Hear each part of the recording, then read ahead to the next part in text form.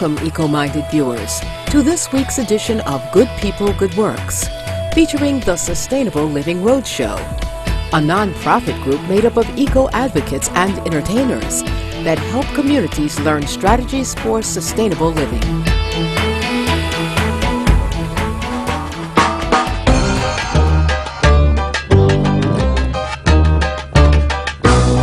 Step right up and play our games. A sustainable planet we can proclaim. A carnival, much more conscious than before. Have great fun and learn some more about what you can do to help the Earth. Take the steps towards a healthy rebirth. My name is Zach Carson. I'm the director of an organization called the Sustainable Living Roadshow. We're a group that travels across the country setting up off-the-grid eco-festivals. So we believe that learning about sustainability should be something to be celebrated, to be enjoyed, a change that we need to embrace. So we try to use fun, the concepts of the old-timey circus to really spread messages, tools, and information to local communities on ways that they can empower themselves to really shift their behaviors and their lifestyles to one of more sustainable ways. Mr. Carson holds a Bachelor of Science degree in Ecological Design, Sustainable Development, and Environmental Education from the University of Vermont, USA. He is a dedicated individual who is deeply committed to constructively changing our world. We've been on the road since about 2006, all over the U.S., throughout West Africa. We've toured over 200,000 miles now. We use all biodiesel. We try to tour zero waste. All of our events are off the grid, so they're all run on solar or biofuel generators. And this last tour has been about 3.5 months, setting up a festival every weekend across the country. Here we go, heading to the Sustainable Living Roadshow zone. Check it out. This is where the activism, the nonprofits, our friends, our people. What are the Roadshow's primary productions and attractions? Every weekend it's different. We go to existing festivals and set up eco-villages. We use music festivals a lot because they seem to have become one of the center points of American culture, especially among the youth. Trends seem to go from there, music seems to go from there, and those have always been tools for creating change. So we bring in solar-powered stages and offer full days of workshop, everything from overview of biodiesel, how to start a community garden, organizing on your college campus, overview of GMOs. We have carnival games that have eco themes like toss out fossil fuels, where you throw bean bags at oil derricks, coal factories, and gas pumps, and out pop solar panels, windmills, barrels of biofuel. We bring out massage therapists, acupuncturists, nutritional consultants. We have markets for conscious corporations, and we represent, sample, and sell their goods. So it's quite a big setup. It could be up to 30,000 square feet, and when we go to colleges, we set up those same things, but everywhere we go, we try to create a platform for the local community to showcase what resources they have. So 6 months out, we'll do research and we'll find all the green businesses, the nonprofits, the healing artists, the food cooperatives, the activists, and we'll invite them into the platform so they can come together, and it can be a platform of community teaching community rather than us coming in and saying, we are here to save you. You know, it's like actually all those resources that we are presenting are your community, and you have them available. It's not really a lack of resources, of tools to change the world. It's just a matter of people willing to embrace those resources. How did this champion of sustainable lifestyles decide to start a traveling show to inform people about greener ways to live? I happened to go to Costa Rica, where I met a crew of people who had just driven from California down to Costa Rica on 2 buses that ran on vegetable oil. And they were teaching farmers all along the way about the dangers of pesticides and the benefits of organic. And they were like beautiful people, they were friends, they were travelers from all over the world.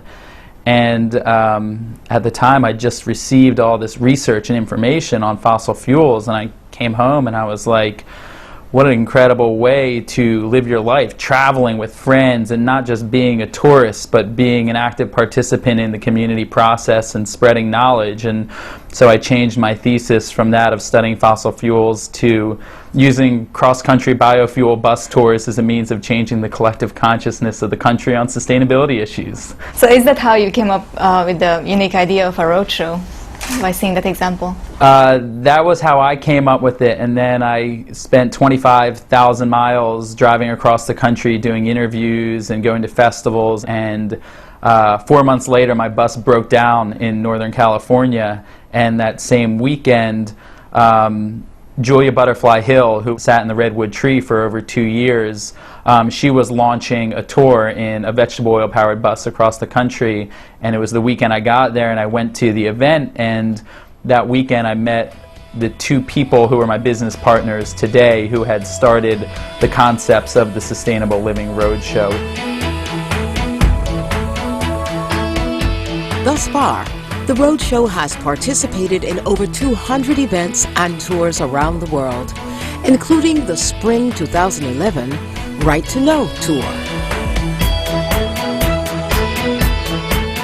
Well, one thing we just did is the Right to Know March. I was on the steering committee for the march, and we did 320 miles from New York, and it's opened my eyes to a lot of issues that are going on in this country that relate to GMOs, but systemically relate to the bigger picture of the uprisings that we see globally going on, of corporate entities taking advantage of Earth's resources for their own good. So I think one of the things that we can all do is start to vote with our dollar. A growing body of evidence points to disastrous health outcomes from genetically modified organisms, or GMOs, such as premature aging, immune dysfunction, cancer, multiple organ damage, and reproductive disorders. Examples of crops that have been genetically modified include soy, corn, and papayas. With the GMO issue, we've found through a lot of studies that 8 out of 10 people will choose the non-GMO if it's labeled over the GMO.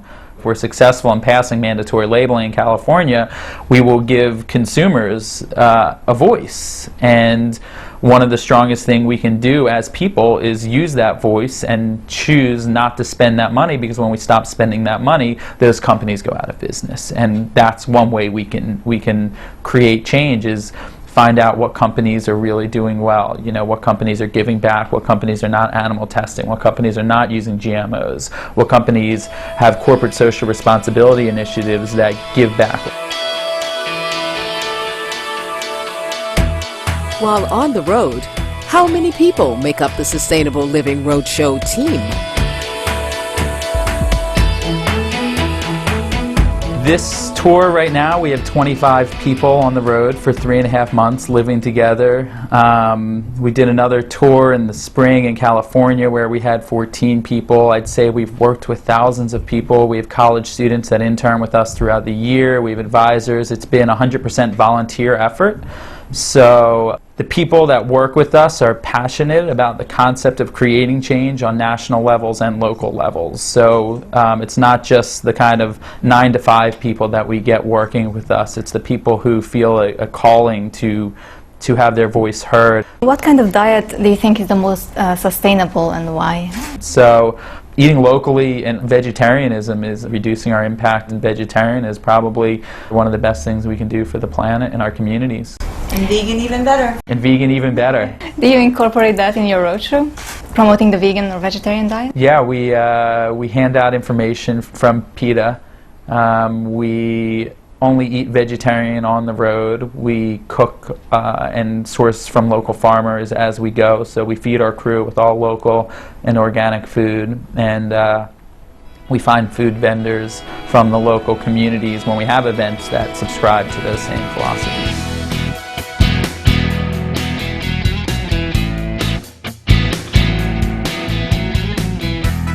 Before the Sustainable Living Roadshow moves on to its next destination, Zach Carson has a message for our viewers in the U.S., particularly California, where during the November 2012 elections, voters in the state will decide on a ballot initiative or proposed law that will require all food manufacturers to clearly label products containing GMO ingredients. There's a petition that goes for the FDA, and the website is justlabel.org. Really important that everyone goes out there and signs this petition, as well as in California, that people support this ballot initiative. I think that's going to be a really big step if we get it in California. California being one of the largest economies and the largest food producers in the country, companies won't have the ability to label food just in California. So it's really going to shift behavior on a national scale. And you know, right now with the whole occupation movement, I just encourage people to go out and have a voice, express yourself in peaceful, beautiful, and artistic ways, and you know, be one to represent the change. Just embody it and try your hardest to live the way you want to see the world.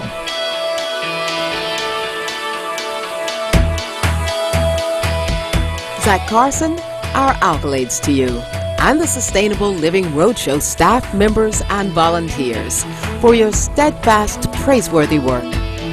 May the Roadshow continue to travel far and wide using informative games and performances, as well as fun and laughter to promote sustainable living in communities around the world. For more information on the Sustainable Living Roadshow, please visit www.sustainablelivingroadshow.org.